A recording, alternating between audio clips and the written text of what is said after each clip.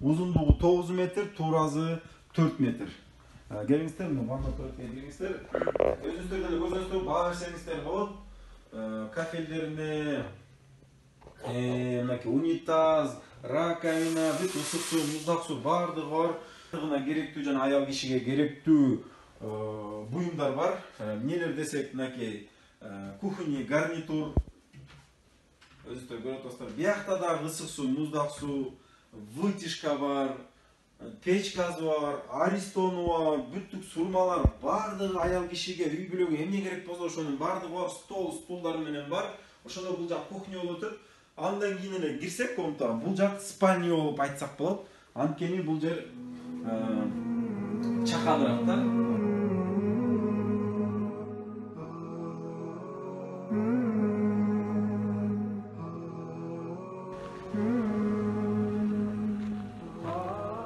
Assalamu alaikum rahmatullah barakatuh. 23 октябрь 2020 жыл. Кудай буйруп, Бишкек шаарындагы Арашан айылына келип турабыз. Бул жерде биз айтып кете турган эң жакшы бир сүйүнүчтөрдүн бири бар.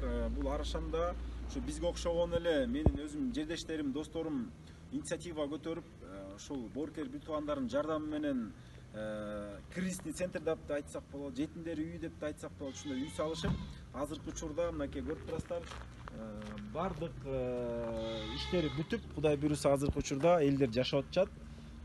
Келиңиздер, ушу үй менен силерди тааныштырайын.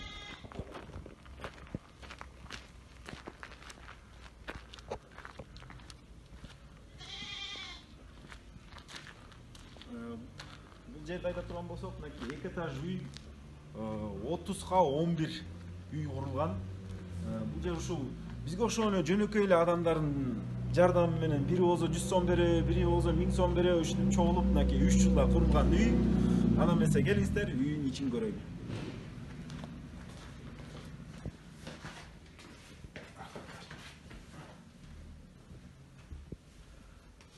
Мынакей биринчи этаж.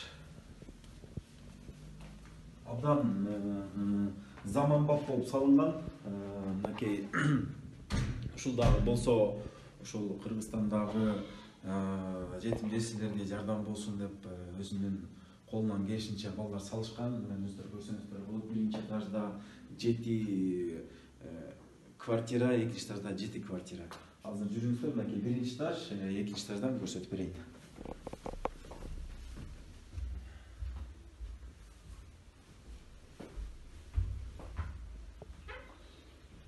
Бул бөлмө балдар үчүн деп салынган. Мынакей азыркы учурда ошол жерде жүргөн балдар ойноп отурушат. Бул жерде эң ыңгайлуу шарттар курулган, дивандар бар, анан бул жакта телевизор бар, каалаган өзүнүн мультиктерин, кинолорун көрсө болот. Мынакей ушундай бир условия түзүп берип койшкон кыздарга жана балдарга. Assalamu alaikum. Assalamu alaikum. Maşallah. Машалла, машалла. Мынакей сиздерге азыр экинчи этажга чыктык. Экинчи этажда 7-чи бөлмөнү көрсөтө кетейин.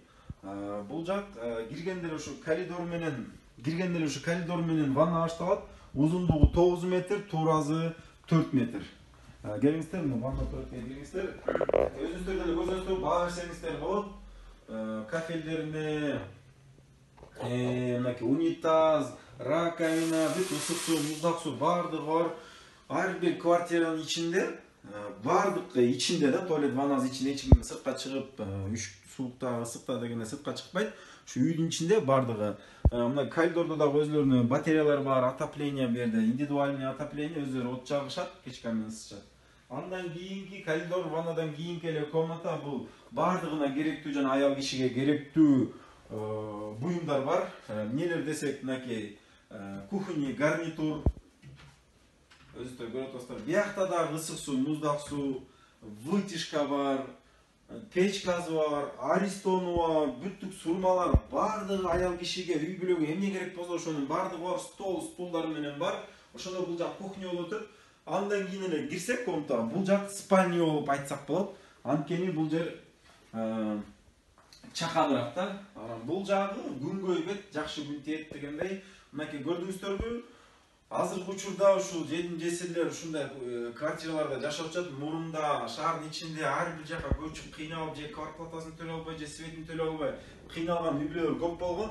Мынакей Аллахтын ыраазычылыгына деп канча деген адам биригип ушул ишти бүтүрүп коюшту. Аллах ыраазы болсун. Бул ишти мындай коркпош керек экен. Биринчи, экинчи адамды кылып койсоң эле калган уже эл бар экен, эл өзү алып кетет экен. Мына көрдүңүздөрбү? Скромный, ашыкча, лишний же жетишпеген нерсе жок, бардыгы жетишкен, компактный. Азыркы учурда ошо колдонуп жашап жаткан бөлмөнү көрсөтсөк. Бисмилlah, келиңиздер. Үй ичи жылуу. Мынакей шарттар бар, шарттар түзүлүп, мынакей азыркы учурда ошо келин өзүнүн эки баласы менен жашайт. Аллах ыраазы болсун. Мынакей ушундай бөбөктөргө ушундай условия түзүп бергенге Аллах бардыгыбызга насип этсин. Бардыгыбыз ошо өзүбүздүн салымыбызды кошуп калайлы ушундай кичинекей нерсеге. Бул садакатул жария болуп аталат. Бул эң жакшы нерселердин бири. Бул адам өлгөндөн кийин дагы артынан сооп жаздырып турган иштердин бири болот. Бул садакатул жария. Келиңиздер, мынакей азыркы учурда отопление иштелек, азыр электрический колдонуп атышат. Мен мындай көрсөм иштетишет. Ошол кризисный центрдеги жашаган эжекелерден бир маек алайлы деп азыр мынакей кирип отурабыз. Садат эжеке, ассаламу алейкум. Жакшысызбы? Денсаулыктарыңыз жакшыбы? Өзүңүз бир тааныштырып кетсеңиз, жашоо мурунку жашооңузду жана азыркы жашооңузду кандай өзгөрүүлөр бар? Бул жердеги жашоолор кандай, эмне жакшы нерселери бар? Ошолор боюнча кичине бөлүшүп кетсеңиз. Бисмиллахиррахманиррахим.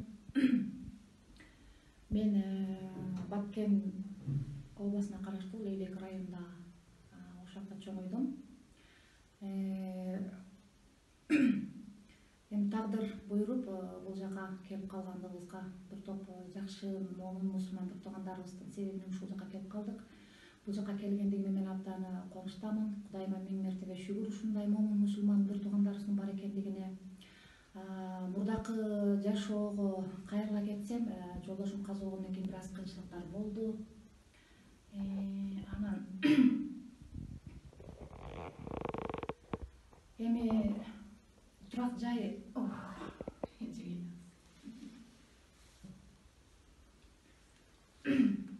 турак жай маселеси жалгыз бой аялга бир топ оорундук жаратат. Жаш балдарыбыз бар. Анан бул жакты угуп калып, бул жака келдик. Мен азыр мурдакы жашоом менен азыркы жашоомду мындай салыштыра кетсем, азыркысы Кудайга шүгүр эл катары кыбырып атабыз. Ушул момун мусулман туугандарыбыздын эсебинен бул жака келгенде мындай бардык шарты менен жашатабыз.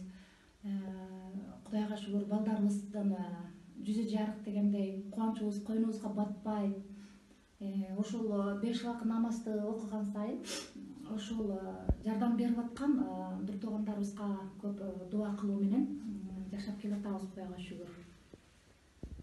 Баарыңыздарга ишиңиздерге ийгилик, Аллах таалам кайсы жакта жүргөңүздөр амандык берсин баарыңыздарга. Бар болуңуздар дегендей, дагы жардам кылыңыздарды сунуңуздар. Бизге окшогон жетим жесирлер жок эмес. Кудайдын тагдыры менен сиздердин берешен колуңуздардын астында, Кудайымдын мээриминин астында ушундай жашап атабыз. Айсат эжеке, мындай да азыр бардыгыбыздын башыбызда кыйынчылык бар, жакшылык күндөр бар да, анан азыр сиздерди көрүп атам, бир аз толкунданып кетип атасыздар. Эми мындай экен да, Аллах жазган тагдырды көрөт экенбиз да. Анан мусулман үчүн эч бир утулуш жок да. Ар бир кыйынчылыктын аркасында жакшылык бар деген да. Ошондуктан Кудай буйруса, сиздерге дагы бир бактылуу күндөр болот. Мынакей бала чакаңыздар дагы бар экен. Эң биринчи байлык бул дүйнөдө бул бала чага да. Кудай кааласа ошолордун жакшылыгын көрөсүздөр деп ишенебиз. Кудай буйруса, мынакей мен ушул жерден айтып кетейин. Кудай буйруса, биз дагы ушул Жалал Абад областына караштуу ушу Кара Көл шаарына ушу кризисный центр жалгыз бой энелерге жардам болсун деп ушундай заманбап үй курайлы деп аттанып турабыз. Кудай буйруса, биз дагы ушул боркер бир туугандарга кайрылабыз, жардам сурайбыз. Кудай буйруса ошо иштин биринчи кадамдарын кылабыз деп камданып турабыз. Каракөл шаарында да ошо эжелерге окшоп көз өтүп кетип, үйү жок, бир туугандары эми ар ким өзүнүн тиричилиги бар экен да. Бир туугандар кээде карайт, кээде карап ушинтип ичиндеги бугун кармап отуруп эмне кыларын билбей, шартын таппаган жалгыз бой аял кишилер өтө көп. Кудай буйруса ошолорго ушундай заманбап куруп беребиз деген ниеттебиз. Иншаллах бул ким менен? Бул элдин жардамы менен Кудай буйруса. Бардыгыңыздарга Аллах разы болсун, силерге да тынччылык, аманчылык болсун, Аллахтын берекеси болсун. Кошумчалай кетейин, анан монтип бизге жылуу бир турак жай жасап берген эле эмес, бизге деген могул жерге жашап аткан кыз келиндерге тиги атайын иш оңдуктарын дагы таап берип атат. Биз жакында буйруса ушул бир туугандарыбыздын астында швейный цех ачып берип атат. Буйруса баштаганы алдыда турабыз иншалла. Машалла, айткан бул жерде балдык бербей, кайырмак бер деген Кудай буйруса бул жерде мына турак жай менен камсыз кылышты. Эжеке азыр айтып кеткендей эле жумуш менен камсыз кылып өзүлөрү колуна кайырмак беришет буйруса. Ошо ишти алып кетишет. Бул эң жакшы үйдөн жумушка, жумуштан үйгө эң ыңгайлуу болот. Кудай буйруса ачыкасын жамды болот. Кудай буйруса азыр биз ошол цехке барып, ошо швейный машиналар менен сиздерди тааныштырабыз. Ушул үйдө Кудай буйруса мынакей швейный цех чакан ачылган, ошону сиздер менен тааныштырып кетсем. Азыркы учурда мынакей 6 швейный машина алынган, заманбап. Азыркы учурда ошол жердеги жашаган эжекелер жумуш менен камсыз болуп отурат деп айта алам. Кудай буйруса мынакей иш өз нугу менен акырындыктан кетип жатат. Эжеке, азыр кандай болуп атат? Эмне иш кылып атасыздар? Астыда кандай пландарыңыздар бар? Пландарыбыз ошол чоң эле пландарыбыз бар. Бизге ушул цехти ачып берип, мантип иш менен камсыз кылып аткан ошол айтып кеткен эле жогоркуда айтып кеткен мусулман бир туугандарыбыз абдан ыраазы болуп, кубанычтан мондай ишти баштаганы турабыз.